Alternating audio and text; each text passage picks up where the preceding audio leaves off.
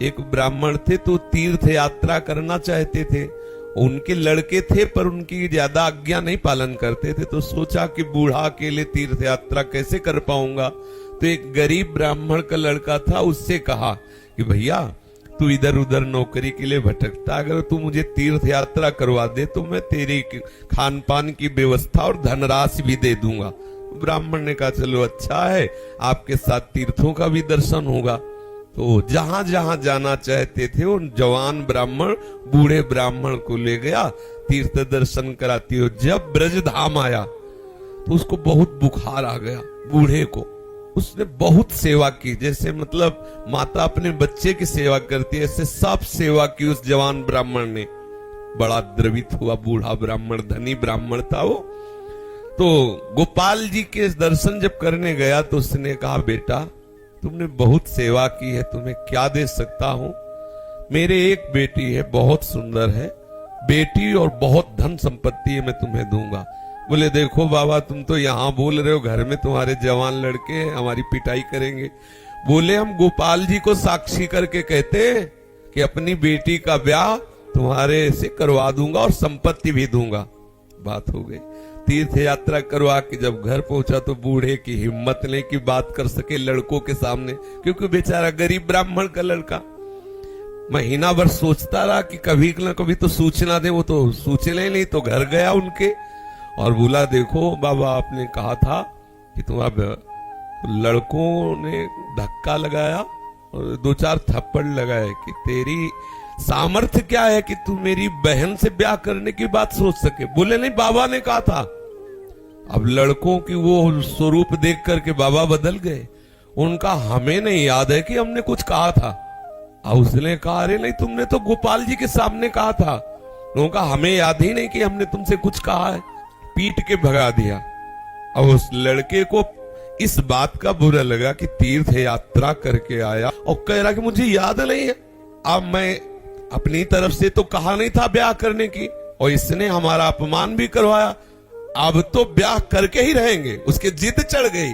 उसने पंचायत बुलाई और पंचायत में कहा कि इसने हमें तीर्थ यात्रा के लिए प्रेरित किया, तीर्थ यात्रा ले गया, मैंने इसकी सब सेवा की, इसने ठाकुर जी के सामने मेरे ब्याह की बात कही। तो बोले कोई और गवाही दो तब बात बनेगी। बोले गवाही में तो केवल हम ही और ये बुढ़ा और ठाकुर जी थे। तो बोले अब भाई गवाही तो दो में क्या, तुम जो कह रहे हो कि इन्होंने कहा वो कह रहे नहीं कहा, तो तीसरा चाहिए। वो तीसरे में तो ठाकुर जी थे। तो बोले अगर गवाही दे दे तो ब्याह हम जबरदस्ती करवा देंगे। पंचायत पहले लगती थी गांव में, जैसे होता है ना न्यायालय, तो छोटा मोटा न्यायालय समझो गांव का। पंच लोग जो निर्णय कर देते थे फिर वही होता था। तो बुढ़े से कहा तो बुढ़ा राजी हो गया, क्योंकि उसे पता था गोपाल जी थोड़ी आएंगे। उसने कहा अगर गोपाल जी कह दे पंचों के बीच में आके कि हाँ हमारे सामने ब्याह की बात हुई थी, तो अब किसी की बात नहीं मानेंगे, हम ब्याह कर देंगे। लड़के भी राजी हो गए, क्योंकि सबको पता था कि कोई ठाकुर जी मूर्ति थोड़ी चल के आएगी। और उसने मूर्ति नहीं माना था, उसने साक्षात ठाकुर जी माना था। आया वृंदावन और ठाकुर जी का शयन हो गया था। अब वहां से अब वो बहुत परेशान कि अब कल तक हम रुके फिर ठाकुर जी से बात करें तो ऐसा। अब दरवाजा बंद थे, खटखटाया, क्योंकि उसके लिए मूर्ति थोड़ी है। और कहा सुनो गोपाल जी हम तुमसे ये पूछने आए कि वो जो वृद्ध ब्राह्मण था उसने कहा था कि नहीं तुम्हारे सामने ब्याह की बात। 2-4 बार आवाज लगाई तो वहां से तो कोई उत्तर नहीं आया।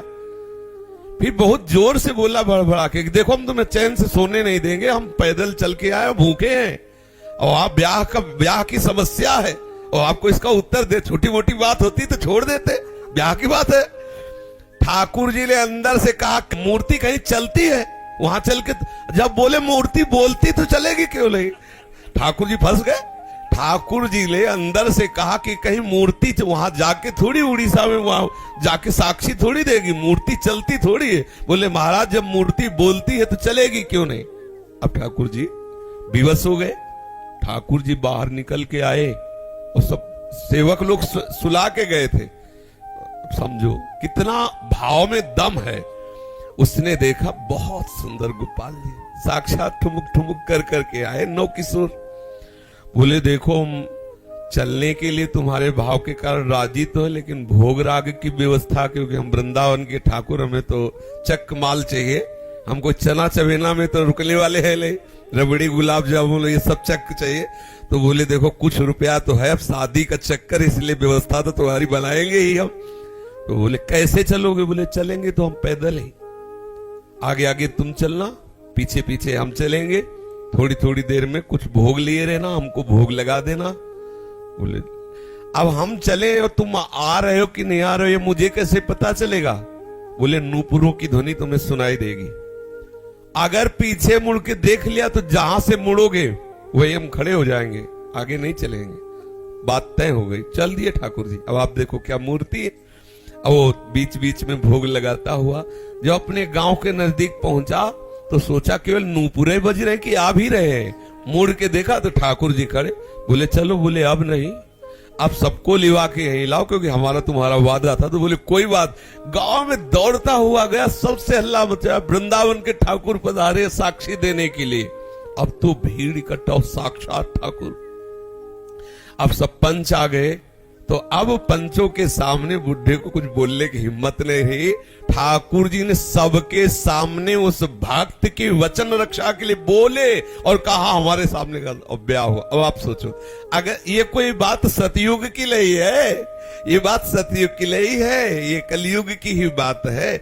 हमारी श्रद्धा, हमारा विश्वास, जैसी हम भावना, अगर ठाकुर को मान लिया कि मूर्ति है तो मूर्ति ही रहेंगे। अगर मान लिया कि हम भले नहीं समझ पा रहे लेकिन हमारे ठाकुर, तो एक दिन वो समझा देंगे कि वो ठाकुर है। जो छवि हम देख रहे हैं, राधा बाबा के पास भी ऐसी छवि थी। तो राधा बाबा से ठाकुर जी बात करते थे, ठाकुर जी मुस्कुराते थे, और हमारे सामने छवि, क्योंकि हम उन्हें फोटो मानते हैं। कभी फोटो और ये बात न माने कि मूर्ति वो साक्षात है, ऐसी भावना करे तो अनुभव में आने लगेगा कि ठाकुर साक्षात है।